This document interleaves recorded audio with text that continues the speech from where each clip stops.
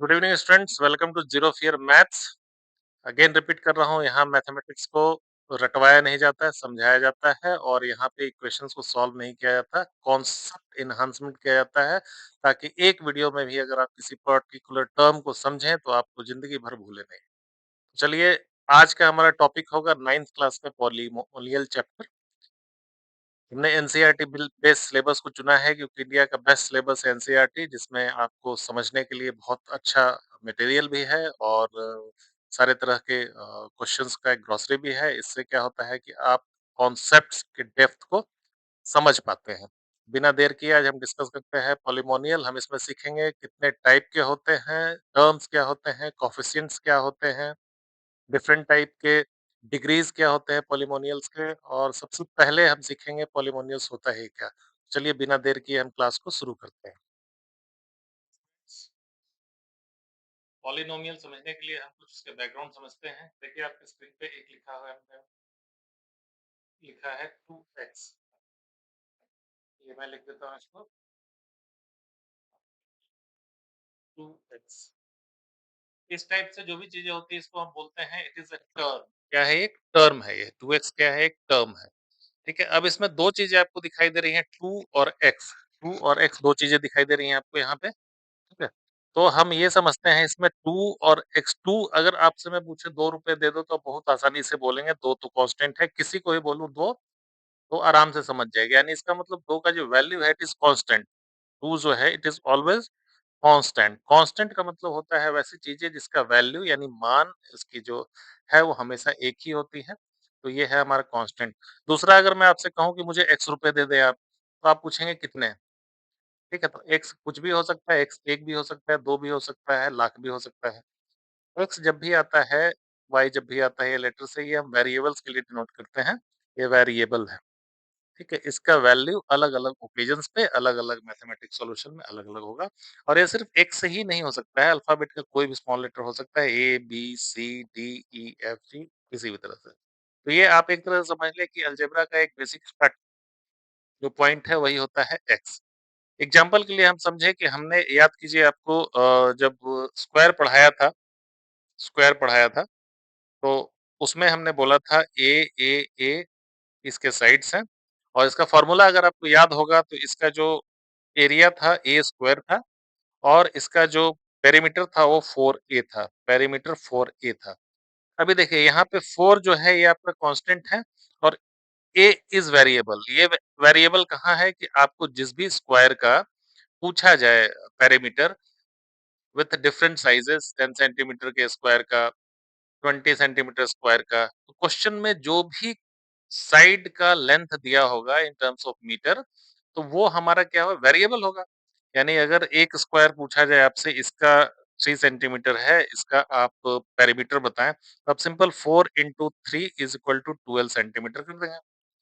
उसी हिसाब से सेम क्वेश्चन अप्लाई होगा। एक और स्क्वायर आपको दे दिया जाए, उसमें कहा जाए कि 2 सेंटीमीटर इसका भैया साइड है, तो आप फिर 4a करेंगे। 4 × a की जगह इस बार 2 लिखेंगे, 8 सेंटीमीटर आ जाएगा। तो आपने देखा कि a का जो वैल्यू है it is changing with different situation. तो जो वैल्यू डिफरेंट सिचुएशन में चेंज होता है दैट इज वेरिएबल। एंड 4 हमेशा 4 ही है। आप दो क्वेश्चन सॉल्व किए, 4 हमेशा 4 ही है, तो ये 4a का मतलब हो गया कि 4 आपका कांस्टेंट है। ओके, इसी तरह से पॉलिनोमियल को हम बोलते हैं chain of terms. Chain of term is polynomial. Chain of terms क्या है? टर्म्स, इसमें एक क्वेश्चन आ गया, टर्म्स क्या है? तो उसके लिए आपको मैं एक एग्जांपल देता हूं। जब हमने लिखा यहाँ पे 2x, 2x एक टर्म है। ठीक है, ये एक टर्म है। टर्म किससे मिलकर बना है? एक कांस्टेंट फिगर और एक वेरिएबल। ये सिर्फ वेरिएबल भी हो सकता है, सिर्फ कांस्टेंट भी हो सकता है। तो ये दोनों टर्म मिले और इसमें दोनों टर्म का नाम अलग-अलग है। इसमें जो x है इसको भी हम कुछ बोलते हैं और 2 को भी कुछ बोलते हैं। क्या बोलते हैं ये समझेंगे? तो ये देखिए दोस्तों, यहाँ जो 2x लिखा हुआ है इसमें 2 आपका कोएफिशिएंट है, इसको याद रखिए, आप हम बोलते हैं कोएफिशिएंट। और सॉरी, यहाँ डबल f होगा, COE double F ICINT। Coefficient है और ये दूसरा जो टर्म है ये वेरिएबल है जो आपने सिखा दिया कांस्टेंट और वेरिएबल। तो जब एक कोएफ़िशिएंट और वेरिएबल आपस में मिलते हैं तो एक टर्म बनता है और जो पॉलिनोमियल होता है वो चेन ऑफ टर्म्स होता है। आपको मैं एग्जांपल दिखा देता हूँ। जैसे मैंने लिखा 2x + 5 = 0। ये एक टर्म का सीरीज बन गया, पूरा का पूरा चेन बन गया इसका। ये एक टाइप का क्या है? पॉलिनोमियल है, ठीक है? दूसरा एग्जांपल और ले ले, मान ले मैंने लिख दिया 3x² + 6 + 5 = 0। ये भी एक पॉलिनोमियल नोमियल है। नेक्स्ट अगर कोई ऐसे लिखे x³ + 6x + 9, तो ये सब आपके पॉलिनोमियल के एग्जांपल्स हैं। अब हम आगे पढ़ेंगे कि पॉलिनोमियल किस-किस टाइप का होता है, किस-किस डिग्री का होता है। तो टाइप की बात करते हैं अब हम आगे कि कितने टाइप के पॉलिनोमियल्स होते हैं। फ्रेंड्स, अभी हमने कहा कि पॉलिनोमियल्स जो होते हैं वो टर्म्स के चेन होते हैं, चेन ऑफ टर्म्स हमने बताया। तो इसका जब हम सेग्रीगेशन करते हैं या डिफरेंट पार्ट्स को सोचते हैं या किस टाइप के हो गए, तो सबसे पहला बेस बनता है टर्म्स के बेसिस पे पॉलिनोमियल्स का type. Type of polynomials on the basis of terms, ठीक है? तो सबसे पहले टर्म्स के बेसिस पे हम ये बात करने की कोशिश करेंगे। तो टर्म्स कैसे हो सकते हैं कि नंबर ऑफ टर्म्स कितने हैं, बेसिकली नंबर ऑफ टर्म्स हमारे कितने हैं। इस बेस पे हमारा टोटल 3 क्लासिफिकेशन हो गया। पहला है मोनोमियल, दूसरा है बाइनोमियल और तीसरा है ट्राइनोमियल। तो मोनो का मतलब जब भी आता है आप तो समझ जाएँ कि मोनो का मतलब चाहे आपके फिजिक्स में आए, केमिस्ट्री में आए, कहीं भी ये टर्म आए तो आप बहुत आसानी से समझ सकते हैं कि मोनो का मतलब होता है 1। बाई जब भी आए तो हम उसको बोलते हैं 2 और ट्राई जब भी आया तो हम 3 बोलते हैं, ट्राई कलर हो गया, ट्रायंगल हो गया। तो जब भी ट्राई आता है 3 होता है। मोनो बोलेंगे तो हमेशा मोनोसॉकर्स होते हैं बाइक्स में, मोनो मतलब 1। बाई आपको जानते ही हैं, बाई क्या होता है? बाई मतलब हमेशा होता है 2, ठीक है? तो इस तरह से पॉलिनोमियल को हमने क्लासिफाई कर लिया अलग-अलग फॉर्म में। और वो क्लासिफिकेशन किस बेस पे किया हमने? On the basis of terms, how many terms in a polynomial has been classified and this classification has taken in the 3 parts, ठीक है? ये आपका टाइप्स ऑफ पॉलिनोमियल हो गया और on the basis of terms कर दिया हमने। पहला है मोनो, मैं रिपीट कर रहा हूँ, दूसरा है बाइनोमियल और तीसरा ट्राइनोमियल। तो ट्राइनोमियल करके 3 टर्म्स हो गए। अब एग्जांपल इसका देता हूँ मैं कि क्या है इसका एग्जांपल। एक टर्म का मतलब होता है सिंगल टर्म। फॉर एग्जांपल अगर हम देखें अगर यहाँ पे तो सिर्फ मैं लिखता हूँ 2x 3y 4z, इस टाइप से एक-एक टर्म के जो पॉलिनोमियल्स हैं इसको हम बोलते हैं मोनोमियल, ठीक है? अब इसी को हम लिख दे 2x + 3y, ये 2 टर्म आ गए। या हम लिख दे 3x + 9, ये कितने टर्म आ गए? 2 टर्म आ गए। तो 2 टर्म आते ही ये हो जाते हैं बाइनोमियल। ट्राई में सिंपल आप ही बताएं मुझे। 3x + y - 9, 3 टर्म्स आ गए इसमें। 4x² + 5x + 7, इसमें भी 3 टर्म आ गए। तो 3 टर्म जब भी आ गए तो हमारा ट्राइनोमियल हो गया।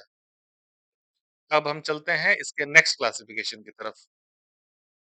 सब हम देखेंगे कि पॉलिनोमियल की डिग्री क्या होती है। डिग्री इससे समझते हैं हम कि किसी भी पॉलिनोमियल में जो टर्म्स होंगे उन टर्म्स का जो मैक्सिमम पावर होता है वो उसकी डिग्री होती है, ठीक है? जैसे फॉर एग्जांपल हम एक पॉलिनोमियल लिखते हैं x² + 5, ठीक है? x² + 5 अगर हम देखें तो इसमें x की जो सबसे पावरफुल जो पावर है सबसे बड़ी वो 2 है। इसकी डिग्री हो जाएगी 2। इसी तरह से अगर मान लिए 3x³ + 4x⁴ ऐसे अगर लिखा है तो इसमें देखें कि जो वेरिएबल है उसकी मैक्सिमम पावर कितनी है। इसमें आप कह सकते हैं कि 4x⁴ है तो सबसे बड़ा पावर कितना हो गया? 6 हो गया। तो इसकी डिग्री हम कहेंगे कि ये 6 है, ओके? फॉर एग्जांपल आप कुछ भी ले लें, x⁴ 108 + y - 9 = 0। सपोज ये एक पॉलिनोमियल है तो इसमें इसकी मैक्सिमम पावर कितनी हो गई? इसकी मैक्सिमम पावर हो गई 108 तो इसकी डिग्री हो गई 108, ठीक है?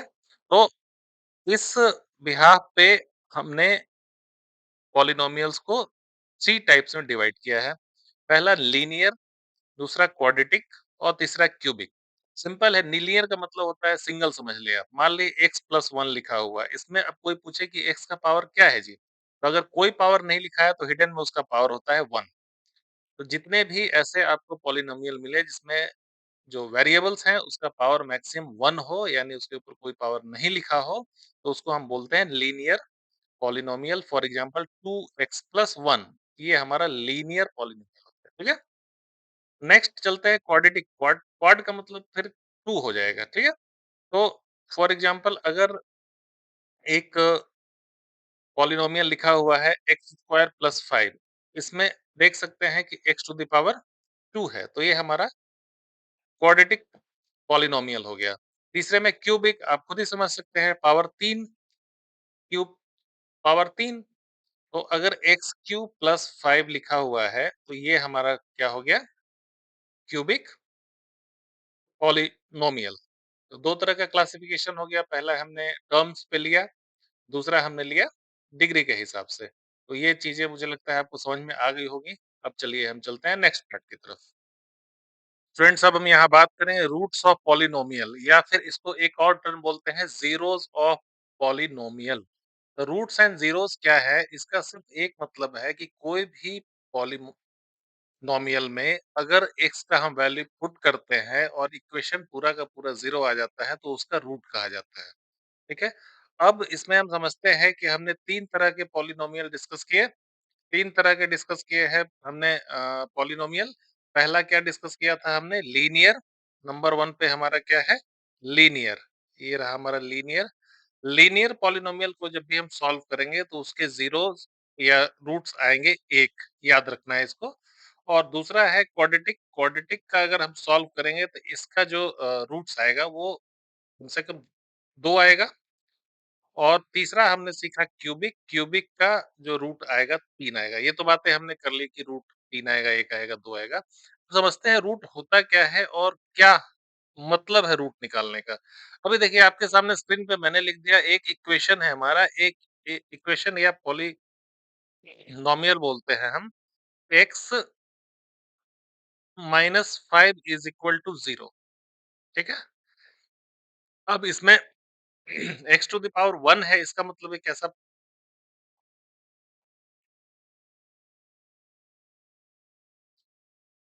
पॉलिनोमियल है? ये लीनियर है।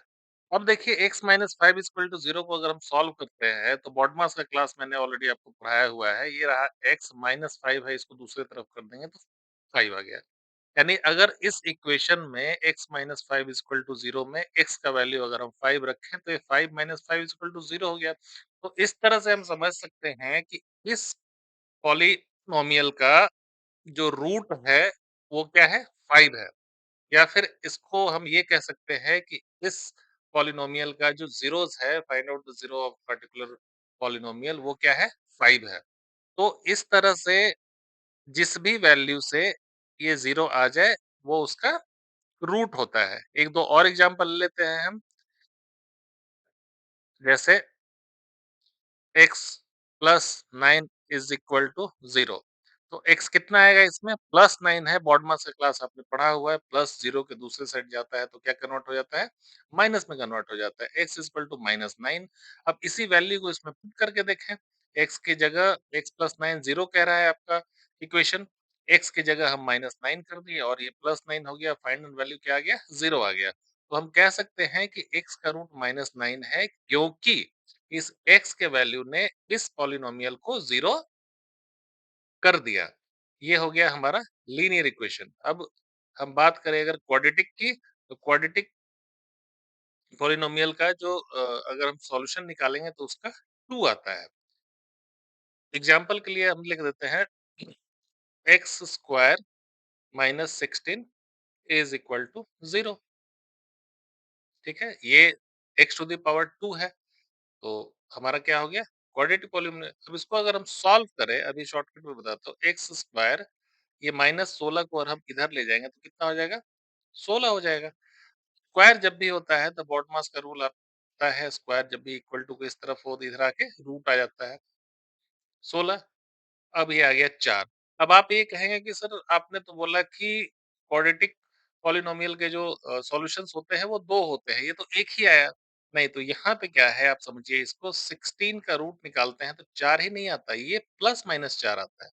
या तो प्लस 4 या माइनस 4, क्योंकि माइनस 4 का भी जब स्क्वायर करेंगे तो आपको मैंने सिखाया था माइनस माइनस से मल्टीप्लाई होगा, क्या कन्वर्ट हो जाएगा प्लस में, प्लस 16। उसी तरह से 4 का भी स्क्वायर होगा तो ये 4 चौका 16, 16 हो जाएगा। तो इस तरह से हम कह सकते हैं कि x का वैल्यू 2 हो सकता है, या तो -4 हो गया या +4 हो गया। तो आपने देखा यहाँ आंसर हमारा कितना आ गया, 2। क्वाड्रेटिक में हमेशा आंसर 2 आता है। तो चलिए अब हम कुछ लीनियर इक्वेशन को सॉल्व कर लेते हैं और कुछ क्वाड्रेटिक इक्वेशन को सॉल्व कर लेते हैं। इससे आपके कॉन्सेप्ट में क्लियर आएगा हाउ टू। बहुत इंपॉर्टेंट क्वेश्चन एग्जाम पे आता है। कोई पर्टिकुलर पॉलिनोमियल आपको दे दिया जाएगा और उसको बोला जाएगा कि फाइंड द वैल्यू ऑफ 0, या फिर बोलेगा find the root of particular polynomial या find the value of particular equation. तो ये फाइंड आउट करने के लिए हम थोड़ा-सा प्रैक्टिस सेट कर लेते हैं। चलिए लीनियर का प्रैक्टिस करते हैं थोड़ा। अभी 2 इक्वेशन आपके सामने मैंने स्क्रीन पे लिख दिया है। एक है 2x - 6 = 0, तो what will be the root? 2x - 6 है तो सिंपल BODMAS का रूल अप्लाई कीजिए, 0 इधर चला जाएगा, 6 आ जाएगा। 2x का मतलब होता है 2 इंटू x, यानी 2 से मल्टीप्लाई हो रहा है तो इधर आके वो ज़ाहिर-सी बात है क्या हो जाएगा, डिवाइड हो जाएगा 6/2 यानी 3। अब इसको हम अगर देखें इस इक्वेशन में पुट करके, 2x - 6, 2 में 3 से मल्टीप्लाई होगा, 6 - 6 = 0, तो इसका इक्वेशन, इस पॉलिनोमियल का जो रूट क्या हो गया, हमारा 6 आ गया। अगली की तरफ चलते हैं, नंबर 1 ये था, दूसरे की तरफ चलते हैं। 4x - 48 = 0, 4x -48 इक्वल टू उधर चला जाएगा, ये +48 हो जाएगा। आपको ये बहुत अच्छे से पता है। 4 में x से मल्टीप्लाई हो रहा है तो ये दूसरे साइड जाके क्या करेगा, डिवाइड करेगा। यानी 48 को 4 से डिवाइड करेंगे तो आंसर हमारा 12 आ गया। इसका रूट हो गया। रूट सही निकला है कि नहीं ये जाँचने के लिए क्या करना पड़ेगा, मुझे इसी रूट को उस पर्टिकुलर पॉलिनोमियल के इक्वेशन में रखना होगा, और वो अगर 0 आता है तो हमारा आंसर करेक्ट है। 4x हमने निकाला, 4 = 12, तो 4x का मतलब हो गया 12 4 जा 48, -48 0, इसका मतलब हमारा ये कैलकुलेशन बिल्कुल सही है। फिर से मैं रिवाइज़ कर दूँ कि किसी भी पॉलिनोमियल में अगर जो वेरिएबल्स हैं, variable X Y Z A B C D E F G P Q R कुछ भी हो सकता है, उसकी वैल्यू हम अगर फाइंड आउट करते हैं और उस पर्टिकुलर पॉलिनोमियल में हम इंसर्ट करते हैं, तो अगर उसका वैल्यू या मान 0 आता है, तो हम उसको उसका रूट कहते हैं। और फिर से रिवाइज कर दूं, आपका जो लीनियर पॉलिनोमियल है, लीनियर पॉलिनोमियल का मतलब हो गया कि उसमें जो वेरिएबल है, वेरिएबल का मैक्सिमम पावर जो है 1 है अगर, तो लीनियर होता है। किसी भी लीनियर पॉलिनोमियल को आप सॉल्व करेंगे तो उसका वैल्यू यानी रूट्स, नंबर ऑफ रूट्स होंगे 1 होंगे। दूसरा होगा क्वाड्रेटिक, क्वाड्रेटिक का वैल्यू जब भी हम निकालेंगे तो आपको 2 मिलेगा, जो हमने x² - 4 वाले एग्जांपल में सॉल्व किया। क्वाड्रेटिक कोई भी, ये आपको रीजनिंग में ही पूछा जा सकता है कि how many roots is feasible और possible if a polynomial is quadratic. उसी तरह से अगर क्यूबिक होगा तो उसका 3 होगा, आप याद कर लें। चलिए अब एक टर्म हम सीखते हैं फार्मूला डेरिवेशन का अलजेब्रा में। जैसे फॉर एग्जांपल एक है फार्मूला a प्लस बी का होल स्क्वायर। ठीक है, एक फार्मूला है, इसका वैल्यू होता है a square plus B square plus 2ab। ठीक है, पॉलिनोमियल है, इसका शॉर्ट फॉर्म हो गया। ऐसे भी लिख सकते हैं A square plus 2ab plus B square, आगे पीछे कर सकते हैं, इसको कोई इशू नहीं है। अब हम देखते हैं कि ये फॉर्मूला कहाँ से आया। तो सिंपल ये फॉर्मूला ऐसे आया कि a प्लस बी एक जो टर्म है, उसको हम a प्लस बी से मल्टीप्लाई कर रहे हैं। सिंपल।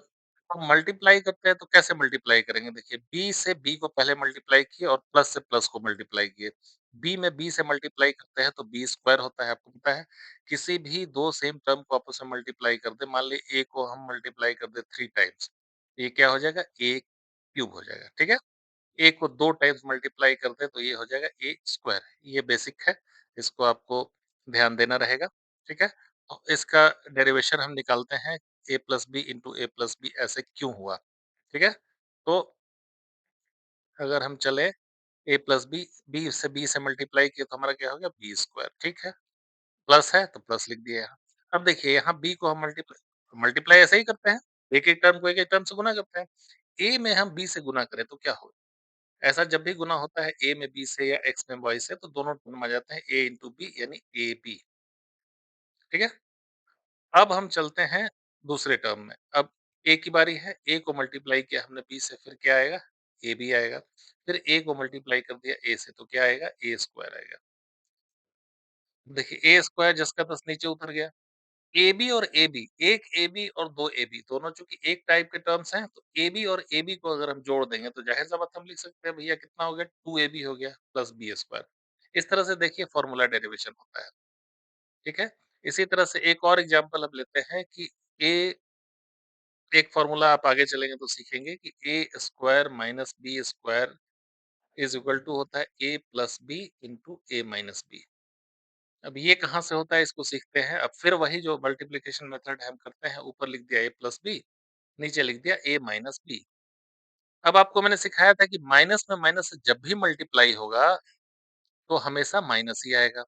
प्लस और माइनस का मल्टीप्लिकेशन किया हमने माइनस ले लिया। बी में बी से मल्टीप्लाई होगा क्या आएगा? बी स्क्वायर आएगा, बहुत बढ़िया। यहाँ a के सामने कुछ नहीं है, इसका मतलब क्या है? ये प्लस है, हिडन में होता है। a को माइनस बी से मल्टीप्लाई करेंगे तो क्या आएगा? Minus A B. इसका हमने खत्म कर लिया। अब इसकी बारी ए की। ए से बी को मल्टीप्लाई कर दिया, यहाँ भी देखिए ये प्लस ए है और ये प्लस बी है, तो इसको हम लिख सकते हैं प्लस ए बी, ठीक है? अब यहाँ प्लस ए में प्लस ए से मल्टीप्लाई हो गया, ए स्क्वायर हो गया। अब देखिए यहाँ 2 टर्म आ गए, A square minus A B plus A B minus B square.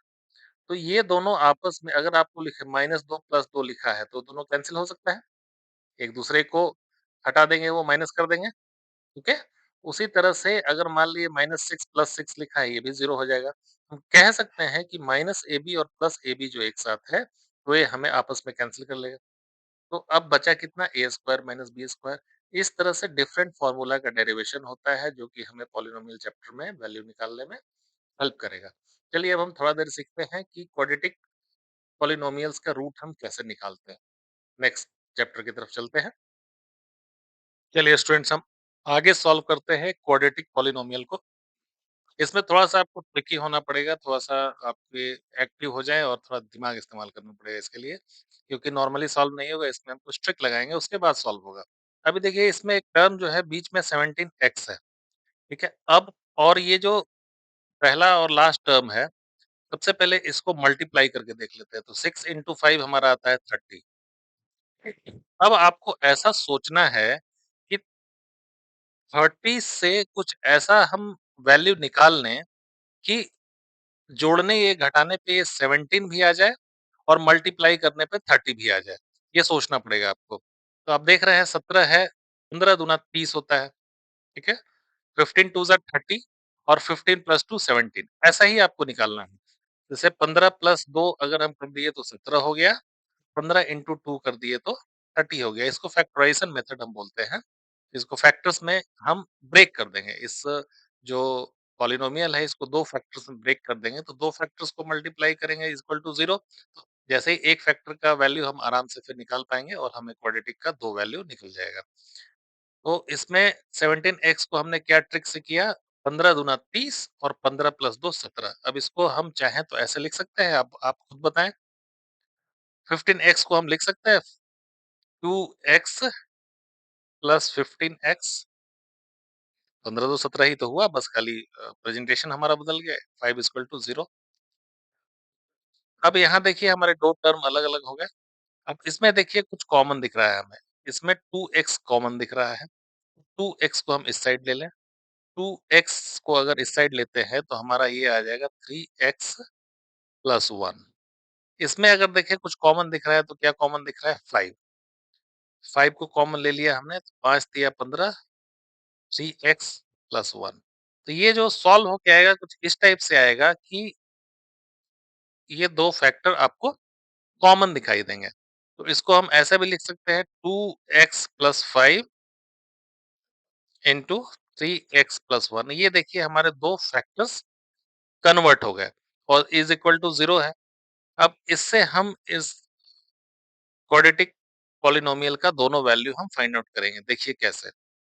देखिए स्टूडेंट्स, हमने यहाँ जो फैक्टराइज़ेशन कर लिया है x square plus 17 x plus 5 को 2 टर्म में डिवाइड कर लिया हमने 2x plus 5 into 3x plus 1 is equal to 0। अगर ये टर्म 0 है, इसका मतलब हुआ या तो ये 0 है या तो ये 0 है। क्योंकि दोनों में से वैल्यू कोई 0 होगा तभी ये टर्म 0 मानेंगे, क्योंकि आपने सीखा है किसी भी संख्या को अगर हम मल्टीप्लाई कर दें 0 से तो वैल्यू उसका 0 आता है।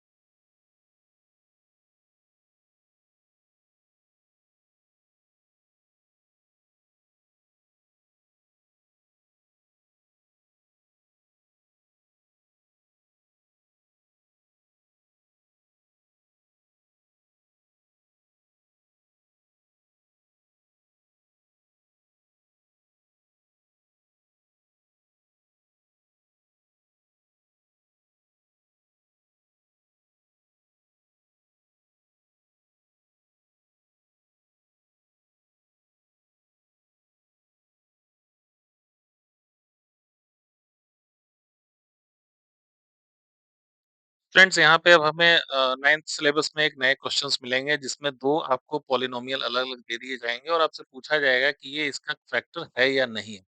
तो हम उसको फाइंड आउट करेंगे कि कैसे फैक्टर सर्टिफिकेशन हम करते हैं कि आइदर यस और नो। उसके पहले हम कुछ बातों को समझ लेते हैं कि फैक्टर होते क्या हैं? फैक्टर होते क्या हैं? फैक्टर्स का मतलब होता है मान लीजिए फॉर एग्जांपल एक 6 है, ठीक है? 6 को हम 2 से डिवाइड करते हैं, 2 3 ज़ा 6 0 यहाँ जो शेषफल बचा या रिमाइंडर बचा वो क्या है 0। तो किसी भी संख्या को या किसी भी टर्म को आपस में अगर हम मल्टीप्लाई करते हैं और उसका जो रिमाइंडर होता है, वो अगर 0 मिलता है तो हम उसको कहते हैं वो उसका फैक्टर है। फॉर एग्जांपल मान लीजिए 16, 16 का फैक्टराइज़ेशन करें हम अगर तो 2 8 जा, 2 4 जा, 2 2 जा, 2 1 जा। तो ये 8, 4, 2, 1 और 16 ये सारे फैक्टर आ गए आपके 16 के। इन सब से जब भी इसको हम डिवाइड करेंगे तो आंसर हमारा जो रिमाइंडर होगा 0। अगर किसी भी क्वेश्चंस में अगर x को y से डिवाइड करते हैं और हमारा जो रिमाइंडर है शेषफल है अगर 0 आता है तो हम कह सकते हैं कि x जो y का है फैक्टर है यानी उसी के मल्टीपल में एक चीज है वो। उसी तरह से पॉलिनोमियल के टर्म्स में हमसे पूछा जा रहा है कि क्या पॉलिनोमियल QX PX का एक फैक्टर है? तो नॉर्मल नंबर्स के लिए तो आप टेबल से या फैक्टराइजेशन करके आप डिसाइड कर सकते हैं, लेकिन इसको फाइंड आउट करने के लिए हमें कुछ ट्रिक्स अपनाने होंगे। वो तरीका बताता हूँ मैं कैसे फाइंड आउट करना है। तो इसमें हमें देखिए 2 इक्वेशन दिया हुआ है, ये सिंपल है x qx equal to x plus 1। तो हमें क्या करेंगे कि एक फैक्टर का वैल्यू निकाल के दूसरे फैक्टर्स में डाल देंगे वेरिएबल का वैल्यू, अगर वो 0 आ जाता है तो उसका कंप्लीट फैक्टर होता है और अगर या 1 2 3 या कोई भी नंबर्स आ जाता है तो उसका फैक्टर नहीं होता है। अब देखिए QX इक्वल टू अगर 1 लिखा है यहाँ पे, तो इसको हम QX equal to x plus 1, तो इसको हम दूसरे टर्म में लिख सकते हैं कि x प्लस 1 इक्वल टू इसको 0 कर लेते हैं और x का वैल्यू निकाल लेते हैं माइनस 1। ये हमारा एक नंबर का इक्वेशन बन गया कि x को हम माइनस 1 सपोज कर लेते हैं कि x हमारा क्या है माइनस 1 है। अब जो दूसरा हमारा है 3x स्क्वायर, आप देख रहे हैं 3x square plus x minus 1, 3x square plus x minus 1। इसमें x का जो वैल्यू है माइनस 1 जो हम लेके आए हैं उसको पुट करते हैं आप, ठीक है? 3 इंटू माइनस 1 का स्क्वायर हो गया यहाँ प्लस x है तो ये भी माइनस 1 हो गया, ये भी माइनस 1 हो गया। माइनस 1 को माइनस 1 से मल्टीप्लाई किए 1 हो गया यानी 3 से फिर मल्टीप्लाई होगा 3 हो गया। 3 माइनस 1 माइनस 1। इस तरह से देखते हैं ये आंसर हमारा 2 आ जाता है। एक बार फिर से रिवाइज कर लेते हैं 3x square plus x minus 1, 3x square 3 into minus 1 का स्क्वायर, माइनस 1 का स्क्वायर 1 हो गया, 3 इंटू 1 किया 1 हो गया, प्लस माइनस 1 तो माइनस 1 ही आ गया और माइनस के बदले यहाँ माइनस 1 है सॉरी यहाँ पे, तो यानी ये प्लस 1 हो जाएगा। ओके, यहाँ हम देखते हैं 3 माइनस 2 करके आंसर हमारा क्या आ गया 1। यानी अगर इसका वैल्यू 1 आ गया तो इससे हम ये डिसीजन यानी कंक्लूजन निकाल सकते हैं कि अभी अगर यहाँ 1 आ गया तो इसका ये फैक्टर नहीं है। तो आप 2 चीज़ों को याद रख लें कि जब भी वैल्यू पुट करके 2 पॉलिनोमियल्स को आपस में रखते हैं, अगर हमारा रिमाइंडर उसका जो शेषफल है 0 आता है तो हम कह सकते हैं उसका कंप्लीट फैक्टर है और रिमाइंडर अगर 0 के अलावा कुछ भी आया रिमाइंडर अदर देन 0 तो हम इसको कह सकते हैं कि ये इसका फैक्टर नहीं है। प्रीवियस एग्जांपल में हमने देख लिया उसका फैक्टर नहीं है। फैक्टर क्या होता है मैं फिर से रिवाइड करूँ, किसी भी टर्म्स को let it be constant, let it be variable, अगर उसको हम किसी भी अलग टर्म से डिवाइड करते हैं और हमारा शेषफल यानी रिमाइंडर 0 आता है तो उसका कंप्लीट फैक्टर होता है। ये दोनों चीज़ें आपको दिमाग में रख लेनी है। अब हम चलते हैं आगे कुछ फ़ॉर्मूलाज़ को रिवाइज़ करेंगे जिससे आप आने वाले समय में पॉलिनोमियल के कॉम्प्लेक्स इक्वेशन को सॉल्व कर पाएँगे।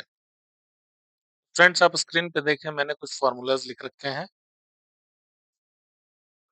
इन फ़ॉर्मूलाज़ को आपको याद करना पड़ेगा। इसका 2 फ़ॉर्म है, एक फैक्टर फ़ॉर्म में होता है और दूसरा एक्सपेंडेड फ़ॉर्म में होता है। जो लेफ्ट हैंड साइड पे आपको दिख रहा है सारा, ये सारा फैक्टर फॉर्म में है और उसका एक्सपेंशन दूसरे साइड में लिखा हुआ है। ये एक्सपेंडेड फॉर्म है, येलो कलर से करते हैं इसको। इसको याद रखने की ज़रूरत नहीं है, आपको मैंने एग्ज़ाम्पल में प्रीवियस वीडियो में दिखाया था, इवन इसी वीडियो से शुरुआत में भी दिखाया था कि कैसे ये कैलकुलेट होता है। इसमें 1-2 एग्ज़ाम्पल फिर से आपको मैं कर देता हूँ। जैसे ए स्क्वायर माइनस बी स्क्वायर का डेरिवेशन कर लेते हैं। आप इसका स्क्रीनशॉट ले लें और हमेशा अपने स्टडी टेबल के सामने रखें ताकि आपको देखते-देखते याद हो जाएगा। हालाँकि प्रैक्टिस करेंगे तो अपने आप सॉल्व करते-करते आपको ये मेमोराइज़ हो जाएगा। ऐसे काफ़ी कॉम्प्लेक्स लगता है ये। चलिए तो कुछ कैलकुलेशन करते हैं हम। फॉर एग्ज़ाम्पल एक आपने फैक्टर फॉर्म देखा ए जस्ट अ मिनट